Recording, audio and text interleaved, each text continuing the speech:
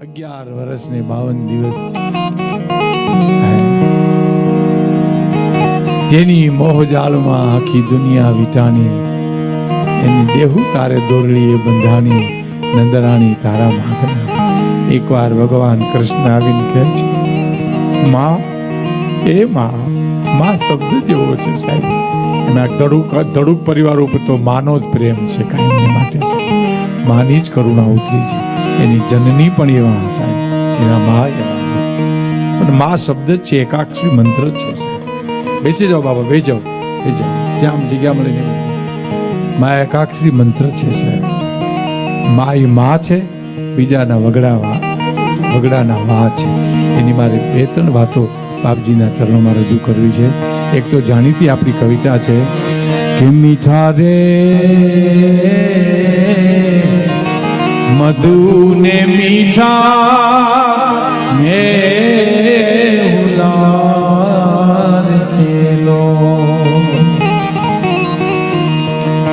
એ ધીરે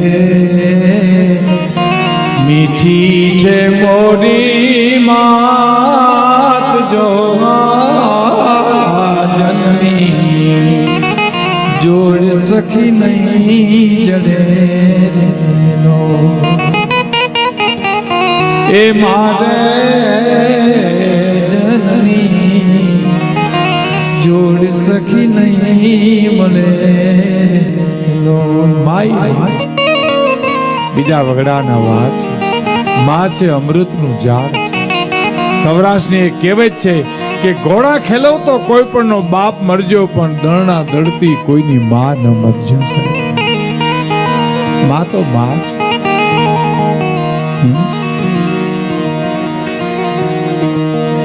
ગંગાના નીર તો વધે ઘટે નો હે ગંગાના નીર તો વધે ઘટે નો. મારી માતાનો એક જ પ્રવાહ જોવા જનની જોડ સખી નહીં જડે. માતા છત્રપતિ શિવાજી જ્યારે દુશ્મની હારે ડુંગરાની માલ પર રખડતા હતા, લડતા હતા, આથડતા હતા, એવા વખતે કોઈ માણસે આવીને કીધું કે તમારા મા જીજાબાઈ ગુજરી ગયા છે. હાથમાંથી હથિયાર પડી ગયા. શિવાજી રાતે પાણીએ રોવા માંડ્યા. સરદારો બાવડા પકડીને છત્રપતિ શિવાજીને કહે છે કે મહારાજ, મરણ હરણ તો હાયલા કરે, એમાં એટલું બધું રોવાનું ન હોય. બહુ આશ્વાસનના અંતે છત્રપતિ શિવાજી જવાબ આપ્યો છે કે મને રોવું એટલા માટે આવે છે કે મને મહારાજ શિવાજી ઘણા કહેશે, મને પધારો શિવાજી ઘણા કહેશે, પણ શિવા હોઈ જાય કેનારી વહી ગઈ. આજ મારી માનો તુકારો હોયો ગયો સાહેબ. પૃથ્વી ભણશે પધારો, બીજા ભણશે બાપ, પણ માં તારો તુકારો મને ક્યાંય ન મળે કાગડા. કલ્પના કરી લેજો મિત્રો, તમે 12 ગામ ગયા હો અને ઘેરે થાકીને આવો અને ઓરડામાંથી માં એટલું કે દીકરા આવી ગયો, ત્યાં તો તમારો દુનિયાનો થાક ઉતરી જાય સાહેબ.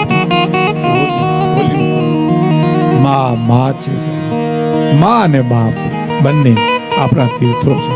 અમારા ગિરનારમાં એક સાધુ છે, એને એક મને બહુ સરસ વાત કરી. ભીખુદાનભાઈ, આ લેખ કોઈ દી ફરે નહીં. બનેલી હકીકત બાપજી, આ લેખ કોઈ દી ફરે નહીં. વિધિના આંકડા લખાઈ ગયા, પણ 3 બાપ તો એ વિધિના આંકડાને ફેરવી નાખે છે. મેં કીધું બાપજી ક્યાં 3 આંકડા? 3 બાપ તો કઈ? એક કઠણ સાધના છે, તમારા આંકડા ફેરવી નાખે. વિધિના આંકડાને તમારી કઠણ સાધના એ ઉત્તરના દક્ષિણ કરી નાખે. બીજું, સદગુરુની દ્રષ્ટિ તમારા આંકડા ફેરવી નાખે છે. સદગુરુ તમારે આ દ્રષ્ટિ કરે, તમારા વિધિના આંકડા ફરી જાય. અને બીજું, માં અને બાપના આશીર્વાદ તમારા આંકડા ફેરવી નાખે છે. માં અને બાપ, એને મને બહુ સરસ ભીની આંખી કીધેલું. આ કલયુગ છે. મને કે ભાઈ, ભક્તિ કરવી બહુ કઠણ છે. આ કલયુગ છે, સદગુરુ મળવા મુશ્કેલ, પણ મા બાપ તો ઘરમાં જ બેઠા છે ને, એની સેવા કાલથી કરી દો ને, આંકડા ફરી જાય સાહેબ. એટલે તો આપણે ત્યાં કવિઓએ પણ કીધું છે એ જી ઘરમાં કાશી અને ઘરમાં મથુરા, ઘરમાં ગોકુળિયા ગામ રે જી જાવતી ભાઈ મારે જી જાવતી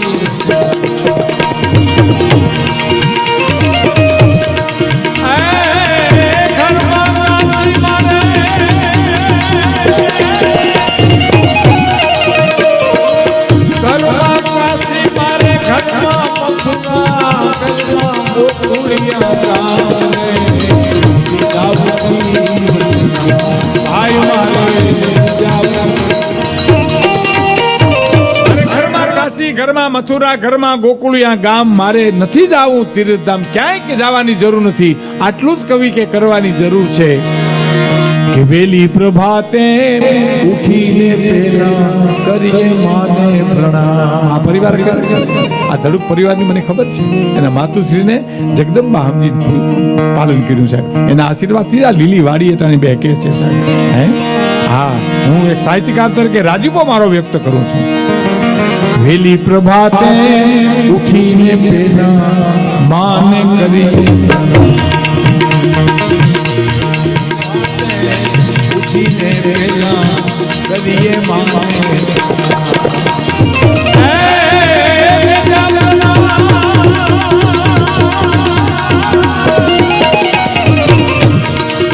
પોતે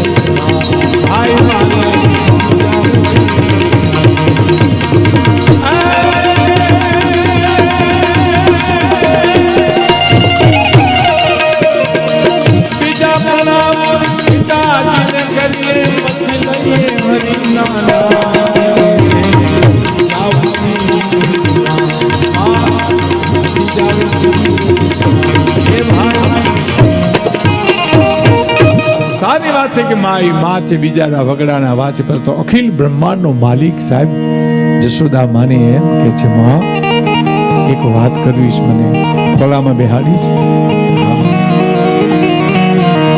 હરીન્દ્ર દવે લખે છે બાપજી મુંબઈના, આમ છેડો પકડીને કરે. કેવું ચિત્ર હશે 5000 વર્ષ પહેલા ભારત વર્ષનું સાહેબ, કલ્પના કરો. એમાં એક વાત કરવી છે, સાંભળને. નહીં, મારો છેડો મૂકી દે. તારી વાતમાં ગોપીની ફરિયાદ સિવાય કાંઈ નહીં. છેડો મૂકી દે મારો. વાહે કાકલુતી કરે છે. માં એક વાત કરવી, મને ખોલે બેહાય ને માં મારી એક વાત કરવી છે. અને બહુ કૃષ્ણ કરગેર્યા લાલજી 11 વર્ષના બાળકે કાકલુતી કરી. તારે જશોદા એટલું કીધું, શું વાત કરવી તારે? ગોપીઓની ફરિયાદ સિવાય કાંઈ નહીં હોય કે ના, મને ખોલામાં બેહાડ્યો. અને પછી કે છે પ્રાણો. હરીન્દ્ર દેવીની નવલકથામાં માધવ ક્યાંય નથી, મધુવનમાં એના પ્રાણ તમે વાંચજો. શું કે ખબર? માં મથુરાથી રથ રવાના થઈ ગયો છે. અક્રૂર કાકા મને તેડવા આવે છે. હવે હું વ્રજ છોડું છું, ગોકુળ છોડું છું. આટલું જ જ્યાં બોલ્યા જશોદાજી ઢગલો થઈ ગયા છે. જશોદાની આંખમાંથી શ્રાવણ ને ભાદરવો જેમ આહુડા મહિના જાવા, એ વાંકડિયા વાળા આહુડામાં પલરી ગયા. અને માં એમ કે બસ બેટા સમય પૂરો થઈ ગયો. હા માં, સમય પૂરો થઈ ગયો, પણ મારી પાસે કંઈક માગી લ્યો. કોણ કે છે? લાલજી કે છે, કૃષ્ણ કે છે. માં મારી પાસે કંઈક માગો ને. જશોદામાં શું કહે છે ખબર? નંદરાણી કે તે મને દેવામાં હું ખામી રાખી? તું દેવકી વસુદેવનો દીકરો હોવા છતાં નંદ બાવા નંદરાણીનો દીકરો કહેવાનો, તે મને બાપ ઘણું આપ્યું છે, મારે કાંઈ માગું, પણ કંઈક માગો, કંઈક માગો, કંઈક માગો. ત્યારે જશોદાજી બે માગણી કરે છે. પેલી માગણી, મને હારે લઈ જાને, તારા વિના હું નહીં જીવી શકું. મથુરાના રાજમહેલની દાસી થઈને હું કામ કરીશ, હું કોઈને નહીં કહું નંદરાણી છું, પણ તારા વિના હું નહીં જીવી શકું. મને ના માં, એ તો હું નહીં થઈ શકે, મારાથી નહીં બની શકે, કારણ કે મારી હવે મારી જીવનની લીલા બદલાવી પડે એમ છે. મારે વાહલી મૂકી સુદર્શન ચક્ર લેવું પડે છે, મારે અધર્મનો નાશ કરવો અને ધર્મની સ્થાપના કરવી છે. માં, હું નહીં લઈ જઈ શકું. નહીં તો ના, તો હવે બીજી એક માગણી કરું. દેવકી માને ભૂલમાં કોઈ દી તું કહેતો નહીં, મેં તને ખાંડણી બાંધી દીધો તો, એમ તું દેવકીને ન કહેતો, એટલી હું તારી પાસે માગણી કરું છું. અને સાહેબ આવી ગયો રથ. અમારે એક પરબતભાઈ કરીને ગામડામાં બાપજી હતા, ભાગવત સપ્તાહમાં કીર્તન ગાતા, અને એ કીર્તનની એક જ કડી મને અટાણેથી ધક્કો મારે છે અંદરથી. અકરુણજી આવ્યા હરી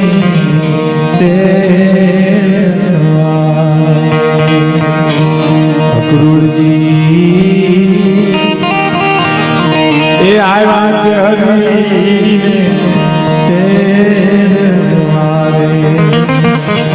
અને રખડો છૂટો છે નંદ દરબાર વેલેરા પધારજો રે તમે ગોકુળ વેલેરા પધારજો.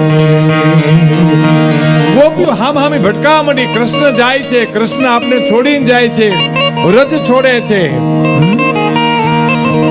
એમાં રાધાજીનું કોઈ કીધું તમે તો આવો, તમારાથી પાછો વળે તો. તારા મારા ચારણ કવિ લખે છે નીતુભાઈ કે ગમન સમય પટુકા ગ્રહ્યો. કૃષ્ણ જાય ને વાહેથી પિતાંબરનો છેડો પકડ્યો. ગમન સમય પટુકા ગ્રહ્યો. કૃષ્ણ જોયું, છાંડ હુકો કહ્યો સુજાન, મૂકી દો મારો પિતાંબરનો છેડો. રાધાજી પિતાંબરનો છેડો પકડ્યો. ગમન સમય પટુકા ગ્રહ્યો, છાંડ હુકો કહ્યો સુજાન. અને રાધાજીના મોઢામાંથી શબ્દ નીકળી ગયા, પ્રીતમ પ્યારે યું કહો પટુકા તજુયા પ્રાણ. પિતાંબરનો છેડો છોડી દઉં કે મારા ખોલિયામાંથી પ્રાણ છોડી દઉં? મારે શું છોડવું? રથમાં બેહી મથુરાના રાજમહેલમાં જતા રહ્યા. જ્ઞાની એ ઘટના બની. ટૂંકમાં આપને કહી દઉં તો કૃષ્ણ જમવા બેઠા છે, મા દેવકી મા એને પીરસે છે. પીરસવામાં કઈક વસ્તુ લેવા ગયા, એટલે જે થાળ હતો એને આમ બાજુમાં ખેસવી અને ભગવાન કૃષ્ણ પિતાંબર ખંભે નાખી ઊભા થઈ અને આમ દાદરો ચડી અને માઠ મેળીએ વયા ગયા. માં ગોતવા માંડ્યા. ઓધોજીને કીધું તમે ગોતો તો ખરા, ક્યાં છે? ખોટું લાગ્યું કાંઈ? શું થયું? મારા પીરસવામાં ખામી પડી. અને ગોતી ગોતી ગોતી શેરીઓમાંથી આમ દાદરો ચડીને પેલી માઠ મેળીએ જઈને ઓધવજી જોયું તો પહેલી વાર ગોકુળ તરફની બારી ખુલ્લી મૂકી અખિલ બ્રહ્માંડનો માલિક રુદન કરે છે સાહેબ. આંખમાંથી દળ દળ આંસુ પડે છે, રોવે છે સાહેબ. ઓહો, ઓધવજી જોઈ રહ્યા, અખિલ બ્રહ્માંડનો માલિક આટલું રુદન. પ્રભુ આમ કેમ રોવો છો? કૃષ્ણ જવાબ આપ્યો, ઓધવ રોતો નથી, મને કોક રોવરાવે છે, મને વ્રજ રોવરાવે છે. ઓધવ મને ગોકુળ રોવરાવે છે. ઓધવ મને ગોકુળનો પ્રેમ, ગાયુનો પ્રેમ રોવરાવે છે. ઓધવજી તો પંડિતાઈની પરાકાષ્ઠા કહેવાય. એને એમ થયું કે આવા ગોવાળિયાઓ, અભણ માણસો, એનો પ્રેમ તમને શું રોવરાવે કે મને રોવરાવે છે? એ પંડિતાઈની પોટલીને ગાળવી હતી, ઓગાળવી હતી. એટલે કીધું તમે જઈની ગામડાના માણસોને ઉપદેશ આપશો? તો કે હા પ્રભુ, હું જાઉં, એને ઉપદેશ આપું, હું જાઉં. કઈ આવશો? તો હાજે આવી જાય. એ નીકળ્યા અને ગોકુળના પાદરમાં જે આવ્યા તો ગોપીઓ કોઈ આમ શીશણીયું પડ્યું છે, ગાગર પડી છે, કૃષ્ણ કૃષ્ણ કૃષ્ણ કરે છે. વાતાવરણની માલિપા કણે કણમાં કૃષ્ણ ગાજે છે. અને અને ઓધવજી ગયા, ચિત્ર જોયું, ઓહો કૃષ્ણ અહીં ક્યાંય છે નહીં, છતાં તો કૃષ્ણ કૃષ્ણ કરે છે. એટલે એક ગોપીને જઈને પૂછ્યું, મારે નંદબાવાને ઘરે જવું છે, રસ્તો બતાવશો? અને ગોપી આમ હામું જોઈને કીધું, ક્યાંથી આવો છો? મથુરાથી આવું છું. શું નામ તમારું? ઓધવ જોયું, આ વર્ણન કર્યું છે સાહેબ એને. શું નામ તમારું? ઓધવજી. હા, નામ સાંભળ્યું તો જોયા આજે. આટલું કઈ ભાઈ કે જવાબ ન આપ્યો. પછી બીજી ગોપીએ આવીને કીધું કે નંદ બાવાને ઘરે જવું છે. તો નંદ બાબાના ઘરનું વધુ કોઈને પૂછવાનું ન હોય. આ પાણીનો જે ધોરિયો વયો આવે છે ને, એ કૃષ્ણ અમને મૂકીને વયા ગયા પછી જશોદા નંદ બાબા ગાયું રોવે છે ને, એ આહુડાનો ધોરિયો વયો આવે છે. એને કાંઠે ને કાંઠે વયા જાઓ ને તો નંદ બાબાનું ઘર આવી જાય. પણ તા તો પંડિતાની પોટલી મંડી ગલવા ગાવો પ્રેમ. ઓહો, અને પાછી ગોપી એટલું બોલી, વધવ આ ધોરિયામાં પગ ન બોલતા હો, અમારી ગોકુળની ગંગા છે. અને પછી જે ઓધવજીને ગોપીએ કીધું છે કે ઓધવ એ માધવ મળે તો ન કહેજો તેદીનો રાસ તારો બાકી છે. ઓધવ એ માધવ મળે તો ન કહેજો તેદીનો રાસ તારો બાકી છે.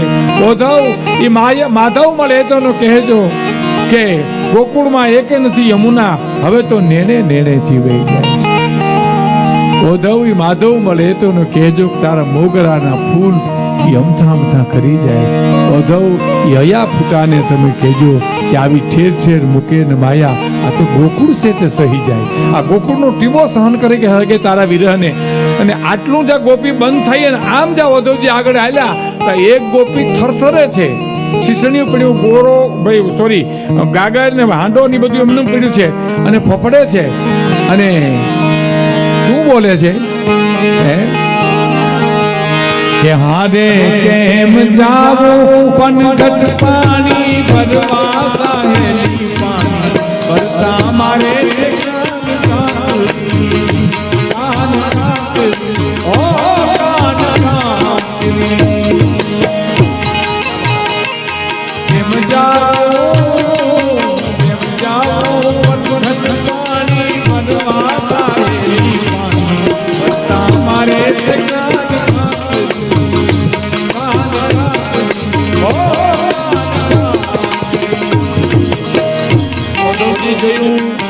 આજુબાજુમાં કોઈ છે નહીં અને કે છે કાન કાંકરી મારે છે.